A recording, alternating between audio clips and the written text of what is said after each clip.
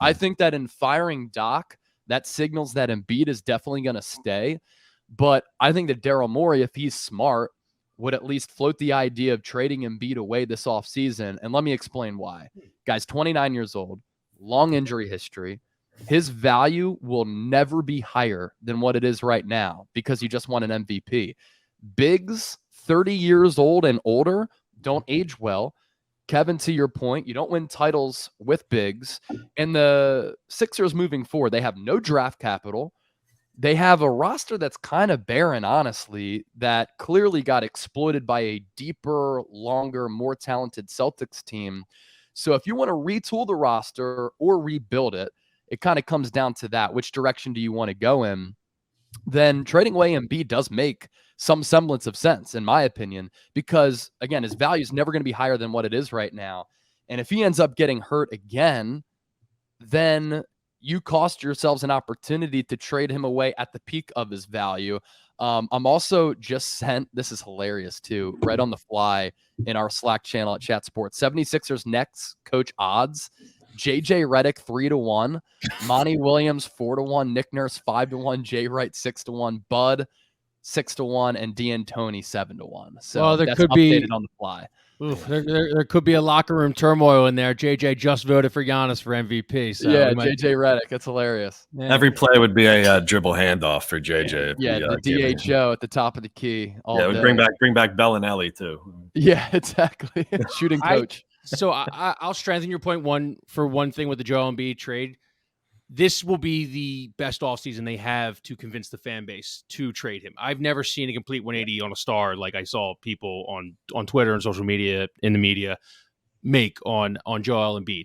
The only thing I don't like is I just don't think there's not a lot of teams with a lot of draft capital. You have your teams like your Oklahoma City Thunders, your Portland Trailblazers, your Houston Rockets, and whatnot. But you look at them and you're like, well, why would they take on Joel Embiid? They're not. Maybe OKC, you could argue.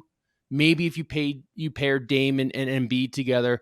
But I mean, Houston's not anywhere close to winning a title. OKC, I still with OKC and Chet and all and Shai and all them, I don't think they're close to winning a title. And Charlotte, if you pair them with LaMelo, they have some draft capital and whatnot. That's where I just feel like if you're giving away Embiid, you're kind of selling like 75 cents, maybe 90 cents on the dollar, but like maybe that's also a thing conversely where it's like you're never going to get dollar for dollar. You're never going to get what you think you should get for Joel Embiid. Yeah, so there are two teams that I kind of make sense from an assets and then current timeline standpoint.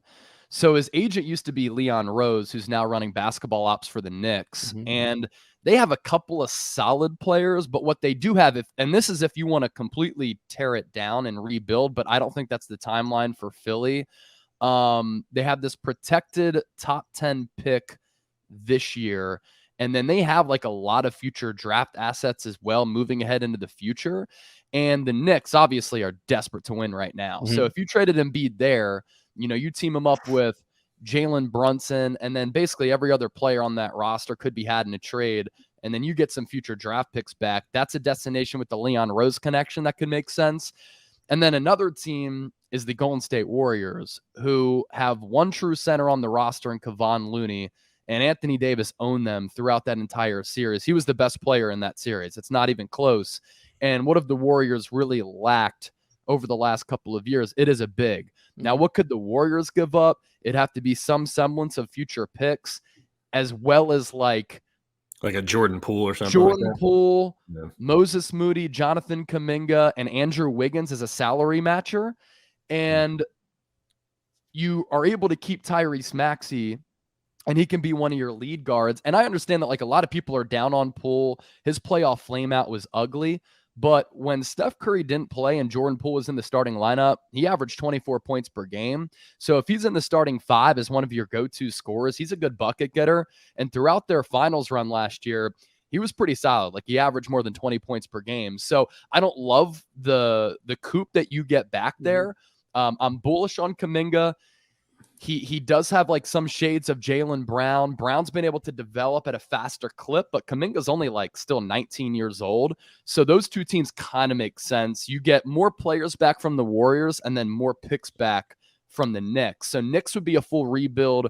Warriors would kind of be a retool.